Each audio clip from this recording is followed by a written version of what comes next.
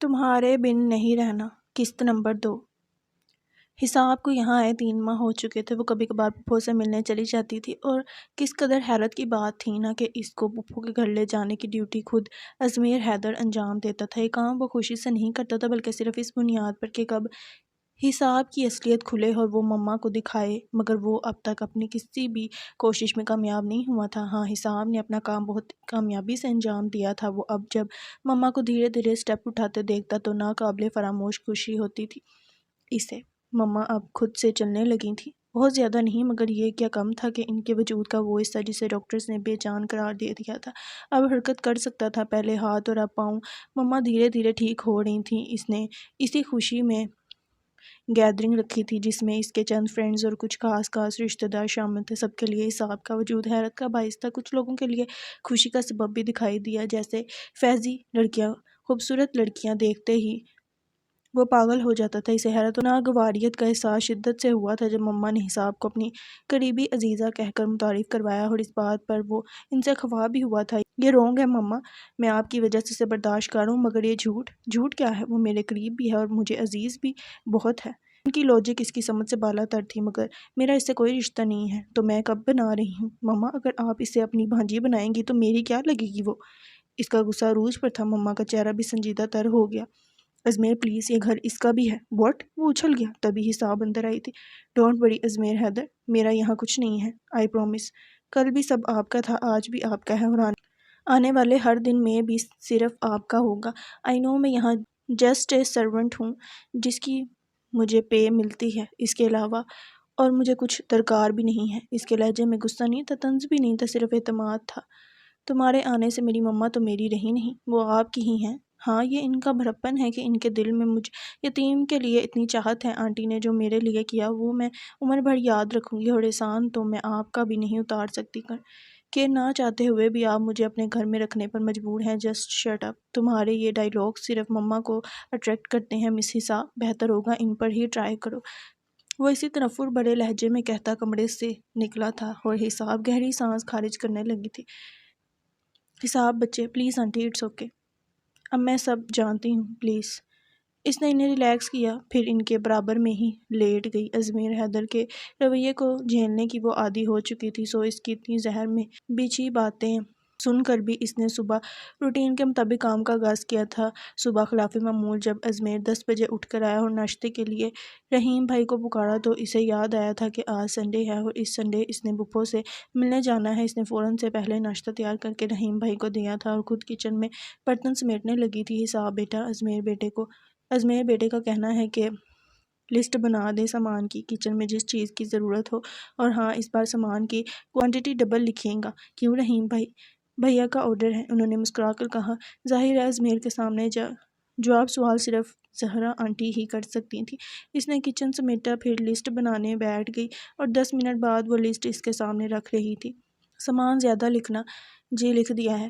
وہ اسی کے انداز میں مختصر جواب دے کر آنٹی کے پاس آ گئی۔ یہ ٹائم ان کی ایکسرسائز کا ہوتا تھا، ان کا ہاتھ بہت بہتر تھا۔ بے شک حساب کی محنت تھی، مگر ان کی ول پاور نہ ہوتی تو شاید اس کی محنت بھی رنگ نہ لاتی۔ مستقل آدھے گھنٹے ان کو تھیراپی وغیرہ کے بعد اس نے ریسٹ کے لیے بیڈ پر لٹا دیا تھا۔ آپ کے لیے جوس لاتی ہوں۔ حساب، ابھی کچھ دیر رہنے دو، میرے پاس بیٹھو۔ ان کے کہنے پر وہ ان کے پاس آ گئی۔ 2-3 دن سے حساب کی خاموشی وہ نوٹ کرنی تھی۔ مجھے لگتا ہے تم پھپھو کو مس کر رہی ہو۔ نہیں، مجھے اپنا گھر یاد آ رہا ہے جو میرے ابو نے بہت محنت اور محبت سے بنایا تھا، مگر آج وہ ویران پڑا ہے۔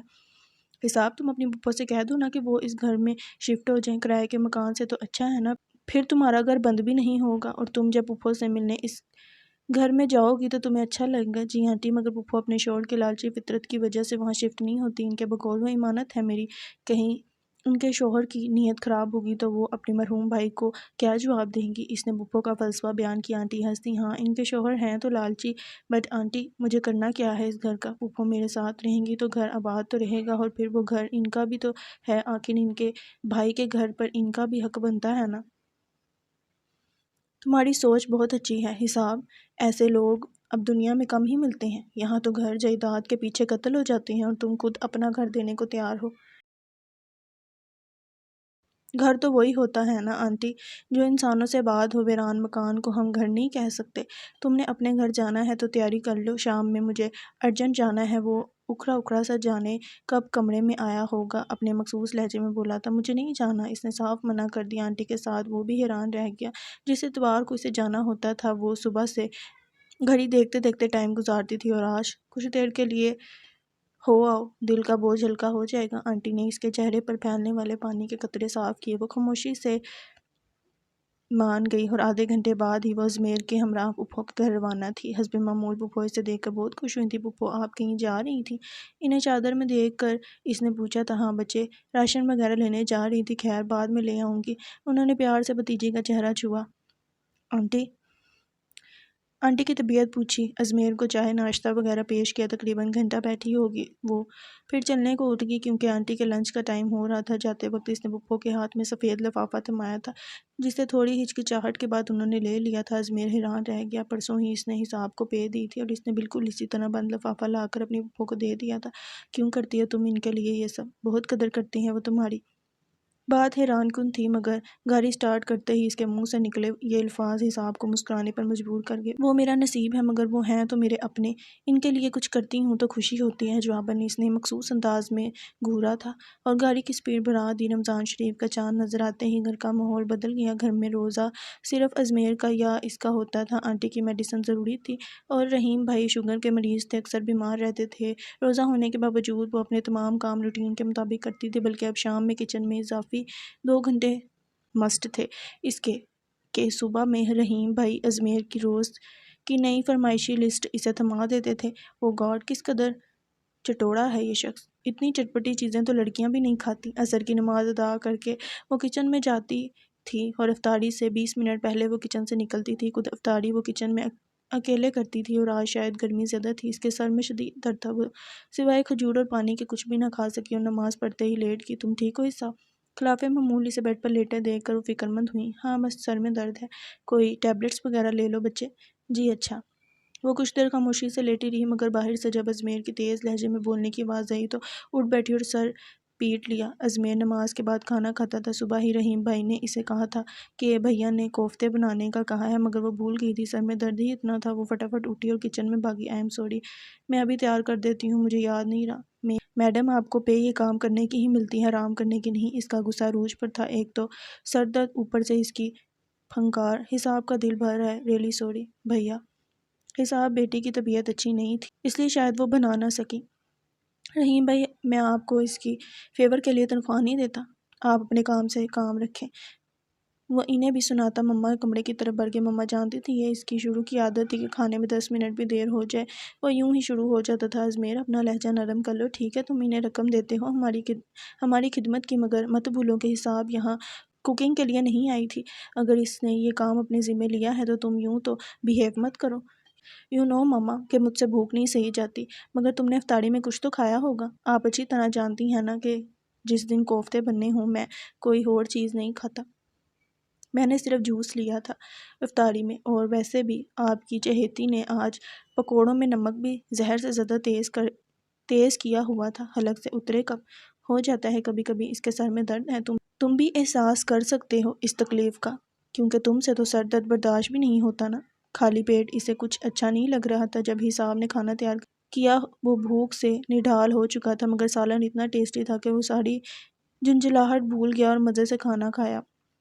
15 روزے گزر چکے تھے، مگر مجال ہے جو گرمی میں ذرا بھی کمی واقع ہوئی ہو، حساب حقیقتاً شام تک نڈھال ہو جاتی تھی۔ آنٹی کو احساس تھا گرمی کے روزے، اوپر سے اتنا کام، مگر اس کی گندہ پیشانی تھی کہ کبھی بھی اکتاہٹ و بیزاری تک محسوس نہ ہونے دیتی۔ ان کے ساتھ ساتھ ازمیر کو بھی ہر کام ہر چیز وقت پر چاہیے ہوتی تھی۔ رحیم بھائی تو بیمار تھے، تو اس گھر کے 90% کاموں کی ذمہ داری اس پر آن پڑی تھی، لیکن اسے پھوپھو بہت یاد آ رہی تھی۔ کل اس نے انہیں فون کیا تو پتہ چلا کہ وہ بیمار ہیں، ظاہر ہے کہ پھر گھر میں کتنی تنگی ہو رہی ہوگی۔ پھوپھو کی محنت پر تو گھر چلتا تھا، اور آج صبح جب ازمیر نے اسے سفید لفافہ تھمایا تو اسے بہت حیرت ہوئی۔ ابھی تو 10 دن باقی تھے۔ اس نے ازمیر کو دیکھا تو الجھن چہرے سے ظاہر تھے۔ مما نے عید کی تیاری کے لیے دیے ہیں، تمہیں جو خریدنا ہو لے آنا، مگر مجھے جو کہنا ہو مما سے کہنا۔ اس نے لفافہ اس کے ہاتھ میں تھمایا اور تیز قدموں سے چلا گیا۔ اس کی عید کی تیاری سے زیادہ اہم پھوپھو تھی۔ اس کے پاس تو پھر بھی کچھ پیسے تھے، کہ وہ ہر پے سے اپنی ضرورت کے لیے رقم نکال کر باقی پھوپھو کو دے آتی تھی۔ وہ تیزی سے اجمیر کی طرف بھاگی تھی، کہیں وہ چلا نہ جائے۔ شکر تھا کہ وہ ڈھلان تک تھا، اسے یوں تیزی سے اپنی اور آتے دیکھ کر وہ ٹھٹک کر رکا تھا۔ وہ آپ مجھے پھوپھو کی طرف چھوڑ دیں گے؟ ملازم ہوں تمہارا میں کہ اپنا آفس چھوڑ کر تمہیں سیر کرواتا پھروں؟ اس سے زیادہ اچھے لہجے کی امید رکھنا بھی بے سود تھا۔ وہ مایوسی سے پلٹ گئی۔ آج وہ چھوڑ دوں گا؟ شاید ابھی تک اس کا دل مکمل طور پر پتھر نہیں بنا تھا۔ اب اگر وہ منع کرتی تو اجمیر نے اسے ذلیل کر دینا تھا، سو وہ اپنی عافیت اسی میں جان کر فوراً گاڑی میں بیٹھ گئی۔ صبح صبح کون سی آفت آ گئی تھی پھوپھو سے ملنے کی؟ وہ بیمار ہے، مختصر سا جواب دے کر چپ ہو گئی۔ تمام سفر خاموشی سے کٹا تھا، مگر جب پھوپھو کے گھر پہنچے تو بولا، صرف 10 منٹ ہے تمہارے پاس، کیونکہ مجھے 10 بجے میٹنگ میں جانا ہے تمہیں گھر چھوڑ کر۔ وہ فرما برداری سے اندر آ گئی۔ پھوپھو واقعی کافی نڈھال لگ رہی تھی، مگر وہ تو جاب کے لیے تیار بیٹھی تھی۔ آپ کی طبیعت خراب ہے، آج نہ جائیں، چھٹی کر لیں۔ گھر کیسے چلے گا؟ حساب مہینہ یوں ختم ہو جاتا ہے جیسے ہفتہ گزارا ہو۔ کرائے کے لیے مالک مکان دروازہ پیٹنے لگتا ہے۔ کتنی بار کہا ہے آپ کو، دفع کریں اس مکان کو، آپ ابو کے گھر میں شفٹ ہو جائیں، یہ کرائے کے عذاب سے تو جان بچے گی آپ کی۔ مگر آپ نہیں مانتی پھوپھو، پلیز، مجھے اس گھر سے وابستگی ہے، میں اسے پر رونق اور آباد دیکھ کر زیادہ خوش رہوں گی۔ حساب، تجھے پتہ ہے نا کہ تیرے پھوپھا پہلے ہی اس مکان پر نظریں لگائے بیٹھے ہیں، جتنا میرا حق ہے اس گھر پر اتنا ہی آپ کا ہے۔ پلیز پھوپھو، کیوں ضد پر اڑی ہیں؟ مجھ سے آپ کی یہ تکلیف نہیں دیکھی جاتی، اتنی بیماری میں آپ کی نوکری کرنا مجبوری ہے۔ اچھا یہ لیں، کچھ پیسے ہیں۔ اس نے اجمیر کی دی رقم ان کے ہاتھ پر رکھی تو کچھ فاصلے پر بیٹھا اجمیر غصے سے دانت کچکچا کر رہ گیا۔ وہ جب بھی اسے پیسے دیتا، سارے لا کر وہ پھوپھو کو تھما دیتی تھی۔ واپسی پر وہ اس کی کلاس لے رہا تھا۔ میری ضرورت ہی کیا ہے 3 وقت روٹی، وہ آپ کی مہربانی سے مجھے مل جاتی ہے، مگر پھوپھو کو اس 3 وقت کی روٹی کے لیے کتنی تکلیف سے گزرنا پڑتا ہے، وہ آپ نہیں سمجھ سکتے۔ وہ رقم تمہیں تمہاری محنت کے بدلے ملتی ہے، اور مجھے جس چیز سے اطمینان اور خوشی ملتی ہے میں وہی کرتی ہوں۔ کبھی کبھی مجھے لگتا ہے تم اسی مشن پر میری مما کو اپنی محبت کے جال میں پھنسا رہی ہو کہ دھیرے دھیرے اپنی پھوپھو کی میں اپنی محنت سے کمائی رقم انہیں دیتی ہوں، آپ سے مانگ کر نہیں دیتی۔ پہلی بار اجمیر کے سامنے اس کا لہجہ قدرے سخت ہوا تھا۔ اس کے بعد اجمیر تلخ باتیں سناتا رہا، مگر اس نے خاموشی نہیں توڑی تھی۔ رات میں عشاء کی نماز کے بعد وہ مما کو حساب کی باتیں بتا رہا تھا۔ میں اسے عید کے لیے خود کپڑے وغیرہ دلوا دوں گی۔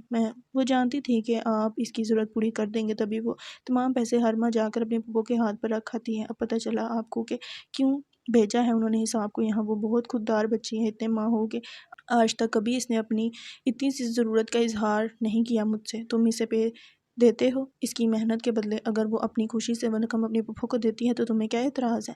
اسے تمہاری دولت کا لالچ نہیں ہے اجمیر۔ آپ اب تک اس کی پلاننگ نہیں سمجھ رہی۔ سب سمجھتی ہوں میں۔ اگر وہ لالچی ہوتی یا محض ہماری دولت کی وجہ سے اس گھر میں ہوتی تو وہ کبھی اس گھر کو اپنا سمجھ کر تمام ذمہ داریاں نہ اٹھاتی، کیونکہ وہ اس گھر میں صرف میرے لیے آئی تھی، تمہارے لیے یا اس گھر کے باقی کاموں کے لیے نہیں۔ مجھے اپنے کسی کام کے لیے اس کی قطعاً ہیلپ کی ضرورت نہیں ہے، میں خود کر سکتا ہوں۔ ضرور، تبھی تو اگر تمہاری افطاری میں تمہاری فرمائشی لسٹ میں ایک چیز کی بھی کمی رہ جائے تو تم اس پر چلاتے ہو۔ ہاں، کیونکہ کوکنگ وہ کرتی ہے۔ کیا تم اسے یہ کہہ کر اس گھر میں لائے تھے کچن کا کام بھی اس کی ڈیوٹی میں شامل ہے؟ آپ مجھ سے کیوں اس کے لیے بحث کر رہی ہیں؟ کیونکہ وہ مجھے تمہاری طرح عزیز ہے۔ مما، میں آپ کا بیٹا ہوں، وہ آپ کی کچھ نہیں لگتی، وہ میری بہت کچھ لگتی ہے۔ مما کے لہجے میں خفگی اتر آئی۔ یوں اب میں خود چاہتی ہوں کہ وہ یہاں سے چلی جائے۔ وٹ؟ اور آپ کتنا بہتر ہو گئی ہیں اس کے آنے سے مما، کوئی اور اس طرح آپ کی کیئر نہیں کر سکتا جیسے وہ کرتی ہے۔ وہ انجانے میں صحیح مگر اعتراف کر گیا تھا اس کی نیک نیتی کا۔ ہاں، مگر مت بھولو کہ اس نے اپنی عمر بھر گنوانے کا ٹھیکہ نہیں لے لیا۔ اصل میں مجھے تم سے بات کرنی ہے۔ مسز وسیم آئی تھی، انہیں حساب اتنی پسند آئی کہ وہ اپنے بیٹے کے لیے اس کا پرپوزل لے کر آئی تھیں۔ مما، یہ ہمارا ہیڈک نہیں ہے اس کی شادی کرنا، ہم نے اسے صرف ایز اے سرونٹ رکھا ہے۔ شادی کی فکر اس کی پھوپھو کریں، جو ہر ماہ صرف پیسے لینے کے لیے اسے یاد کرتی ہیں۔ جن کا اپنا گھر اس لڑکی کی محنت پر چلتا ہو، وہ کبھی اس کی شادی کا نہیں سوچیں گی۔ اگر پھوپھو نے سوچ بھی لیا تو اس کا لالچی شوہر کبھی نہیں مانے گا۔ ماما، یہ مسئلہ ہم کیوں اپنے سر کریں؟ میرے لیے اس بات کو ایشو بنانا غیر اہم ہے، مگر میرے لیے بہت اہم ہے، اور میں چاہتی ہوں کہ صاحب کی شادی ہو جائے۔ میرے دل میں اس کے لیے وہی فیلنگز ہیں جو تمہارے لیے ہیں، بٹ ماما، میرے لیے ہر ایشو سے اہم آپ کی ذات ہے۔ جب تک آپ مکمل طرح ٹھیک نہیں ہو جاتی، وہ لڑکی یہاں سے کہیں نہیں جائے گی۔ آپ کے اچھے ہونے کے بعد میرے لیے اس کی ذات قطعاً غیر اہم ہے۔ میرا بیٹا اس قدر سیلفش کیسے ہو سکتا ہے؟ مجھے یقین نہیں آتا۔ تم وہی ازمیر ہو جو ایک راہ چلتے انسان کے دکھ کو بھی اپنا محسوس کرتا تھا، اور حساب کے لیے تم اتنے سیلفش۔ اگر ہم اتنے عرصے کسی جانور کو بھی اپنے ساتھ رکھیں نا تو ہمارے اندر اس کے لیے بھی ہمدردی اور محبت جنم لے لیتی ہے، اور تم دن رات وہ تمہارے سامنے ہے۔ کیا اتنا عرصہ کافی نہیں ہے کسی کو جاننے کے لیے؟ مجھے اس کو جاننے میں قطعاً دلچسپی نہیں ہے، وہ آپ کی ضرورت ہے، اس لیے میں اسے یہاں برداشت کرتا ہوں، اینڈ انف۔ وہ سخت خراب موڈ لیے باہر نکلا تھا۔ باہر سے حساب مل گئی جو مما کے لیے دودھ کا گلاس لے کر آ رہی تھی۔ مائنڈ اٹ حساب بی بی، میں تمہیں یہاں اپنی مما کی کیئر کے لیے لایا ہوں، تمہارا رشتہ کرانے نہیں۔ جس کام کے لیے یہاں ہو صرف اس پر توجہ دو۔ امیر لڑکے پھنسانے کا کام تم اپنے گھر لوٹ جانے کے بعد بھی کر سکتی ہو۔ حساب اس کی ہر بات برداشت کرتی تھی، اس کا مزاج سمجھ کر، اس کے دل پر لگی چوٹ کو جان کر، مگر وہ اس حد تک اس کی تذلیل کرے گا یہ نہیں سوچا تھا اس نے۔ میں یہاں آپ کی سرونٹ ہوں مسٹر ازمیر حیدر، مجھے اس بات سے کبھی انکار نہیں رہا، مگر میرے کردار پر انگلی اٹھانے کا حق نہیں دیا میں نے آپ کو۔ Just shut up. اچھی طرح سمجھتا ہوں میں تم جیسی لڑکیوں کو۔ اپنی یتیمی کا رونا رو کر تم کس طرح دوسروں کو پھنساتی ہو۔ تم نے کوششیں کر ڈالی، مجھ پر بس نہ چلا تو تم نے فیضی پر تیر چلا لیے اپنا الو سیدھا کرنے کے لیے۔ اس نے حساب کی ذات کے پرکچے ہی اڑا دیے تھے۔ حساب سے مزید وہاں رکنا مشکل ہو گیا تھا۔ وہ آنٹی کے لیے ان کے ہر رویے کو برداشت کرتی رہی، مگر کب تک؟ اسے نہ دولت کا لالچ تھا نہ محبت کا۔ دولت انسان کی ضرورت ہو سکتی ہے، اور بس وہ ضرورت کے لیے ہی پیسے کو اہم سمجھتی تھی۔ دولت کبھی بھی اس کے لیے سب کچھ نہیں رہی تھی، اس لیے تو اس کی ہر طنزیہ بات سہتی رہی۔ جب اس کے نزدیک یہ چیز اتنی اہم تھی ہی نہیں، پھر برا کیا ماننا؟ مگر وہ ان روپیوں پیسوں کے لیے اپنی ذات پر انگلی نہیں سہ سکتی تھی آنٹی پر۔ اس نے کچھ ظاہر نہیں ہونے دیا تھا، ان کو دودھ پلا کر میڈیسن دے کر معمول کے مطابق اس نے تمام کام کیے تھے، سحری بھی بنائی تھی، مگر سورج نکلتے ہی وہ خود ہی اس گھر سے نکل گئی تھی۔ اسے دکھ تھا کہ وہ آنٹی کو بتا کر نہیں آئی تھی، وہ سیدھا اپنے گھر آ گئی تھی جو اس وقت جار کسی کھنڈر کی صورت بکھرا پڑا تھا۔ اس کی ذات کی طرح روزہ ہونے کے باوجود اس نے صفائی کی ٹھانی، اور دوپہر ہو گئی اسے گھر کو صحیح روپ میں لاتے لاتے۔ ظاہر ہے ان کا گھر 2 کمروں پر مشتمل 3 مرلے کا چھوٹا سا گھر تھا۔ کبھی یہ گھر اسے محلوں سے زیادہ عزیز تھا، کیونکہ ابو نے جس محبت اور محنت سے بنایا تھا اسے، وہ عزیز گھر کھلا دیکھ کر اس کے پڑوس کی خالہ وحیدہ بھی آ گئیں۔ حساب تم واپس آ گئی؟ ہاں خالہ، کب تک اسی پر بوجھ بنتی؟ جب زندگی گزارنی ہی اکیلے ہے تو پھر آج سے ہی صحیح تمہارا روزہ ہے بچے؟ اس کی تکن اور گریز سے ہوتے برے حال کے پیش نظر پوچھا تھا انہوں نے۔ اس نے اس بات میں سر ہلایا۔ اچھا افطاری تم ہمارے ساتھ کرنا آج؟ جی اچھا۔ وہ ان کی محبت کو دیکھتے ہوئے مان گئی تھی۔ صبح جب وہ سو کر اٹھی انہیں لگا حساب کچن میں ہوگی، مگر جب صبح 10 بج گئے تو انہیں لگا شاید ان کے سوتے میں وہ پھپھو سے ملنے گئی ہوگی۔ اس کی پھپھو کی طبیعت جو خراب تھی، سارا دن گزر گیا تو ان کی فکر بھی بڑھ گئی، اور ازمیر کو شوق تب لگا جب افطاری میں ٹیبل پر اس کی فرمائشی کوئی چیز نہ تھی۔ فروٹ چاٹ، پکوڑے اور جوس کے علاوہ۔ وہ چیخ اٹھا، رحیم بھائی، میں صبح آپ کو کیا کہہ کر گیا تھا؟ بھیا مجھے جو بنانا آتا تھا میں نے بنا دیا۔ حساب بیٹی صبح سے گھر نہیں ہے کیا؟ وہ ایک دم اچھل کر اٹھ کھڑا ہوا۔ حساب گھر نہیں ہے تو کہاں ہے؟ پتہ نہیں۔ ازمیر افطاری بھول کر مما کے روم میں آیا تھا۔ مما حساب کہاں ہے؟ یہ سوال تو مجھے تم سے کرنا چاہیے، مجھے کیا علم وہ کہاں ہے، مگر یہ ضرور پتہ ہے کہ وہ کیوں گئی ہے۔ مما کا لہجہ کھردرا اور الفاظ چبھتے ہوئے تھے، وہ ہڑبڑا گیا تھا۔ مجھے نہیں پتا کہ وہ کیوں گئی اور کہاں گئی۔ تم نے کل رات اسے کیا کہا تھا ازمیر؟ یقیناً ایسی کوئی بات کہی ہے تم نے جو وہ سہ نہ سکی۔ میں نے ایسا کچھ نہیں کہا تھا اسے کہ وہ یہ ڈرامہ کرے۔ اس قدر غیر ذمہ دار لڑکی بنا بتائے کیسے جا سکتی ہے؟ تم جا کے روزہ افطار کرو۔ مما کو اس وقت اس کے ساتھ بحث کرنا مناسب نہ لگا، وہ بھی خاموشی سے چلا گیا، مگر عشاء کی نماز کے بعد وہ اور مما پھر سے اس بحث کو لے کر بیٹھے تھے۔ اندازہ ہوا آپ کو اس سے وہ کتنی سیلفش تھی؟ اور تمہیں اس بات پر غصہ ہے کہ وہ اپنا کام ادھورا چھوڑ کر بنا بتائے چلی گئی، اور اس بات کی فکر نہیں ہے کہ وہ کہاں گئی ہے؟ آف کورس وہ اپنی پھپھو کے گھر ہوگی، نہیں گئی ہے وہ وہاں۔ ان کے ٹھہرے لہجے میں عجیب سا سرد پن اتر آیا۔ میں نے فون کیا تھا مگر انہیں یہ نہیں بتایا کہ حساب یہاں بھی نہیں ہے، مگر انہوں نے فون اٹھاتے ہی پہلا نام اس کا لیا کہ حساب تم ٹھیک ہو؟ مجھے بہانہ بنانا پڑا کہ میں نے تو آپ کی طبیعت پوچھنے کو کال کی تھی، حساب سو رہی ہے۔ پھر کہاں ہے وہ؟ ازمیر کتنا بھی سخت دل سہی، غصے اور تنفر میں اس نے جانے اسے رات کیا کہا، مگر اسے فکر ہوئی تھی کہ وہ تنہا لڑکی تھی، بہت زیادہ بہادر بھی نہیں تھی۔ تم نے میرا دل دکھایا ہے ازمیر، بہت گہرا صدمہ دیا ہے مجھے۔ مما کا لہجہ بھیگ گیا اور وہ بری طرح رو دی۔ اسے اندازہ ہی نہیں ہو سکا کہ مما حساب سے اس قدر محبت کرنے لگی ہیں، اتنی اٹیچ ہو گئی ہیں اس سے کہ اس کے لیے یوں روئیں گی۔ وہ تو محض ضرورتاً اسے اس گھر میں برداشت کر رہا تھا، مگر اب لگا کہ وہ اس گھر کی ضرورت نہیں گھر کا حصہ بن چکی تھی۔ آئی ایم سوری مما، میں سمجھ ہی نہیں سکا کہ آپ اسے اتنا چاہتی ہیں۔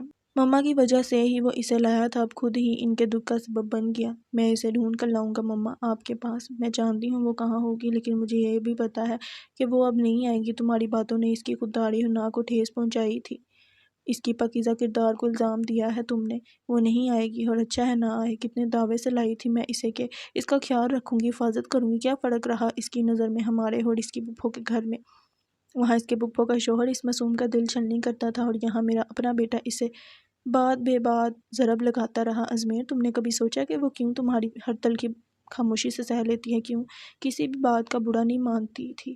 ہر طعنہ ہر طنز نظر انداز کرتی تھی۔ مجرم نہ ہوتے، بے قصور ہوتے ہوئے وہ کبھی تمہارے سامنے کھڑے ہو کر نہ پوچھ پائی کہ کیوں تم اسے اس قدر نفرت سے دیکھتے ہو، کیوں اسے برا سمجھتے ہو۔ میں بتاتی ہوں تمہیں کہ وہ کیوں چپ تھی۔ اس لیے ازمیر کہ وہ تمہارے اندر کی توڑ پھوڑ سے واقف تھی، تمہارے دکھ کو سمجھتی تھی، اور اس کے دل میں تمہارے ساتھ ہونے والے حادثے کو لے کر بہت ہمدردی تھی۔ وہ تمہارے دکھ میں شامل تھی، احساس تھا اس سے کہ تم کیوں اس طرح بیہیو کرتے ہو۔ ارے اگر وہ چاہتی تو تمہارے سامنے کھڑے ہو کر پوچھ سکتی تھی، تانیہ نے جو کیا اس کی سزا تم اسے کیوں دے رہے ہو؟ وہ تانیہ نہیں تھی ازمیر، مگر تم نے تانیہ کے کیے ہر فعل کا بدلہ اس معصوم سے لیا۔ ہر روز اپنے لفظوں کی سخت تیر چلا کر اسے زخمی کرتے رہے اور وہ سہتی رہی، مگر کب تک؟ وہ انسان تھی، بے زبان جانور نہیں، اور پھر بھی اس کی اعلیٰ ظرفی دیکھو کہ وہ بنا کسی شکایت کے کچھ کہے بنا چلی گئی، حالانکہ وہ چاہتی تو تمہاری بدصورت رویے کا جواب تمہارے منہ پر مار کر جا سکتی تھی۔ یہ اس کی اعلیٰ تربیت تھی ازمیر، جس نے اسے ایسا کرنے نہیں دیا۔ خدا کے لیے اپنے دل دماغ سے تانے کو نکال دو، بھول جاؤ اس مہنوز عورت کو جس نے ہم سے ہماری ہر خوشی چھین لی، ہمارے گھر کا سکون چھین لیا۔ ہر لڑکی میں تانے نظر آتی ہے تمہیں، مگر ازمیر ابھی دنیا میں حساب جیسی لڑکیاں بھی ہیں۔ اپنی آنکھوں سے نفرت کی یہ پٹی اتار کر دیکھو پلیز ازمیر، تمہاری یہ نفرت تمہارا کہیں بہت بڑا نقصان نہ کر دے۔ شور کو اگنور کر دیں۔ وہ مما کو ایک لفظ بھی جواب میں نہ کہہ سکا تھا، مگر حساب کو اس نے ہر حال میں تلاش کرنا تھا۔ وہ کیسے اتنی خودسر ہو سکتی تھی کہ اسے بتائے بنا ہی چلی گئی؟ عید سے پہلے اسے گھر واپس لانے کی قسم کھائی اس نے کہ اپنی مما کی خوشی سے بڑھ کر اسے کچھ عزیز نہ تھا، خود اپنی ذات بھی نہیں۔ وہ اس کی پھپھو کے گھر گیا، انہیں ساری حقیقت بتائی تو وہ رونے لگی۔ پلیز روئیں مت، مجھے بتائیں وہ کہاں جا سکتی ہے؟ اس کا کوئی ٹھکانہ، کوئی اور رشتہ دار؟ وہ کہاں جا سکتی ہے بیٹا سوائے اپنے گھر کے؟ وہیں گئی ہوگی، میرے پاس آتی تو پھر وہی کل اس لیے وہاں چلی گئی ہوگی اپنے گھر۔ اس کا گھر کہاں ہے؟ اس نے بےتابی سے پوچھا تھا، اور جیسے ہی اسے ایڈریس ملا وہ سیدھا حساب کے گھر پہنچا تھا، بنا نوک کیے سیدھا اندر چلا گیا۔ وہ نماز پڑھ رہی تھی۔ ازمیر نے پہلی بار اس کی خوبصورتی اور معصومیت کا اعتراف دل میں کیا تھا۔ اس نے دعا ختم کر کے جانما سمیٹی تو سیدھی نظر ازمیر پر ٹھہری۔ آپ یہاں؟ اس کے لہجے میں غصہ نہیں تھا، صرف سنجیدگی تھی۔ تمہاری ہمت کیسے ہوئی مما کو اکیلے چھوڑ کر آنے کے؟ بغیر بتائے تم گھر چھوڑ کر آ گئی؟ مجھے بتایا تھا تم نے؟ مسٹر ازمیر حیدر، میں آپ کی جاگیر نہیں ہوں، محض ملازمت کرتی تھی آپ کے گھر، جس کی عوض تنخواہ لیتی تھی۔ جب مجھے لگا کہ اب مزید میں وہاں نہیں رہ سکتی تو میں یہاں تمہاری تقریر سے متاثر ہونے نہیں آیا، تمہیں لینے آیا ہوں ابھی، اور اسی وقت تم میرے ساتھ چل رہی ہو۔ بس کیا اجارہ داری تھی اس کی، جب جی چاہا ذلیل کر دیا اور جب جی چاہا۔ کتنا عجیب شخص تھا یہ۔ میں کہیں نہیں جا رہی ہوں، تم سے پوچھ نہیں رہا ہوں، میں بتا رہا ہوں کہ گھر لوک کر دو اور چلو۔ میں کہہ چکی نا کہ مجھے کہیں نہیں جانا۔ وہ بھی اڑ گئی۔ ازمیر کا پاڑا ہائی ہو گیا، اس نے سختی سے اس کی نرم کلائی مضبوط ہاتھوں میں تھامی اور زبردستی اسے باہر گاڑی تک لے ہے۔ بیٹھو شرافت سے۔ یہ کیا زبردستی ہے جب میں نے نہیں جانا؟ جسٹ شٹ اپ، تم جاؤ گی؟ میری مما کی تکلیف میں نہیں دے سکتا، وہ تمہارے بنا نہیں رہ سکتی، اور ان کے لیے تو مجھے ساری دنیا کو آگ بھی لگانی پڑ جائے تو لگا دوں گا۔ تم کیا چیز ہو، معمولی سی لڑکی؟ اب مزید تماشا بنانے سے بہتر ہے خاموشی سے گاڑی میں بیٹھو، مجھے یہاں کے لوگوں کی فضول سوال نہیں سننے۔ حساب کا دل بھر آیا۔ اس شخص نے کتنا گرا دیا تھا، کیا سمجھا تھا اسے؟ محض اپنے گھر اور ماں کی ضرورت، اس کی اپنی کوئی حیثیت نہ تھی، وہ بے جان نہیں تھی، جیتی جاگتی انسان تھی۔ ارے صاحب بچے، تم کہیں جا رہی ہو؟ وحیدہ خالہ اس کے لیے شاید کچھ لے کر آئی تھی۔ اسے یوں گاڑی کے قریب کھڑا پا کر فکر مند سی ہوگی۔ یہ کون ہے؟ ان کا اشارہ اب ازمیر کی طرف تھا۔ زہرا آنٹی کے بیٹے ہیں، آنٹی کی طبیعت ٹھیک نہیں ہے خالہ، میں ان کو دیکھنے جا رہی ہوں، آپ پلیز گھر کو تالا لگا دیں، میں آپ سے چابی بعد میں لے لوں گی۔ یہاں مزید کھڑے ہو کر واقعی تماشا بننا تھا ازمیر حیدر نے کرنا تو وہی تھا جو اس نے سوچا تھا، سو وہ اپنی بے بسی پر روتی گاڑی میں بیٹھ گئی۔ آپ فائدہ اٹھا رہے ہیں میرے اکیلے ہونے کا، میرے سر پر کوئی صاحبان نہیں ہے، بے آسرا ہوں نا، اس لیے۔ وہ بری طرح رو رہی تھی، مگر ازمیر نے اس کی فضول سی بات کا کوئی جواب نہیں دیا تھا۔ وہ لب بھینچے تیزی سے گاڑی بھگا رہا تھا۔ گھر کے اندر داخل ہوتے ہی اس کے لب ہلے تھے۔ ماما کے سامنے جانے سے پہلے یہ چہرہ دھو لینا، اور انہیں قطعی یہ نہ پتہ چلے کہ میں تمہیں تمہاری مرضی کے بنا لایا ہوں۔ میں آپ کے کسی بھی حکم کی پابند نہیں ہوں۔ جانے اس شخص کے لیے جو خوف تھا دل میں کہاں سو گیا تھا۔ ہونا پڑے گا تمہیں میرے حکم کا پابند، کیونکہ یہ میرا گھر ہے، تم جانتی ہو یہاں صرف میری چلتی ہے۔ میں نہیں رہنا چاہتی آپ کے اس گھر میں۔ تم یہیں رہو گی اور میں دیکھتا ہوں تم کیسے اس گھر سے قدم بھی باہر نکالتی ہو۔ مس حساب، ریاض، ٹانگیں توڑ ڈالوں گا تمہاری۔ کس حیثیت سے حکم دے رہے ہیں؟ ہم میں ایسا کوئی رشتہ نہیں ہے کہ میں آپ کی ہر بات مانوں۔ میں اپنی مرضی کی مالک ہوں، انڈرسٹینڈ؟ وہ اپنی ہمت پر خود حیران تھی۔ تم صرف میری مرضی کی تابع ہو اور بس۔ وہ انگلی اٹھا کر اسے وارن کرنے والے انداز میں بولا تو پھر گاڑی سے اتر گیا۔ بہتر ہوگا اندر جانے سے پہلے اپنا چہرہ اور لہجہ دونوں درست کر لو۔ تمہاری اتنی بکواس صرف مما کے لیے برداشت کی ہے میں نے، آئندہ نہیں کروں گا۔ پھر عادت ڈال لیں ازمیر صاحب اس بکواس کی، کیونکہ اب حساب ریاض بھی پہلے کی طرح ہر بات نہیں سہے گی۔ اسی کے انداز میں جواب دیتی وہ آگے بڑھی، مگر اس کی بازو پر سخت گرفت نے روکنے پر مجبور کیا۔ میرے ساتھ دوبارہ اتنی زبان چلائی نا تو منہ توڑ دوں گا تمہارا، ایڈیٹ لڑکی۔ وہ بری طرح گرایا تھا مگر حساب ڈری نہیں تھی۔ زبردستی بازو چراتی اندر چلی گئی تھی اور سیدھی آنٹی کے پاس جا کر رکی تھی جو اسے دیکھ کر خوشی سے پھولے نہیں سما رہی تھی، بیٹھنے کی کوشش کرنے لگی۔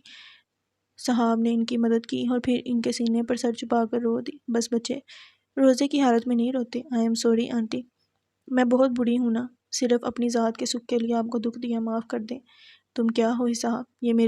یہ میرے دل سے پوچھو میری جان۔ تم چلی گئی تو مجھے اندازہ ہوا کہ تمہارے بنا جینے کی تو مجھے عادت ہی نہیں رہی تھی، میں ادھوری ہوں تمہارے بغیر۔ وہ کافی دیر ان کی گود میں سر چھپائے لیٹی رہی۔ اگر اپنی غلطی کا اعتراف کر کے دل ہلکا ہو چکا ہو تو مس حساب افطاری بنا دیں، صرف 1.5 گھنٹہ ہے روزہ کھلنے میں۔